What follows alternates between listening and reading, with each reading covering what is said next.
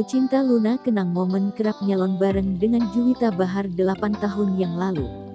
Lucinta Luna memang dikenal dengan image-nya yang penuh kontroversi. Meski begitu, Lucinta Luna juga dikenal sebagai sosok yang ramah serta mudah bergaul. Hal itu terbukti lantaran tak sedikit selebriti tanah air yang berteman baik dengannya. Ya, sebut saja putri dari pedangdut Anisa Bahar, yakni Juwita Bahar. Rupanya, Juwita dan Lucinta Luna diketahui sudah berteman sejak lama. Fakta tersebut diketahui saat Lucinta Luna mengunggah foto terbarunya bersama adik jelita Bahar itu. Lewat unggahannya di Instagram itu, Lucinta Luna mengenang kembali momen keakrabannya dengan Juwita Bahar. Diketahui, mereka berdua kerap menghabiskan waktu dengan nyalon bersama.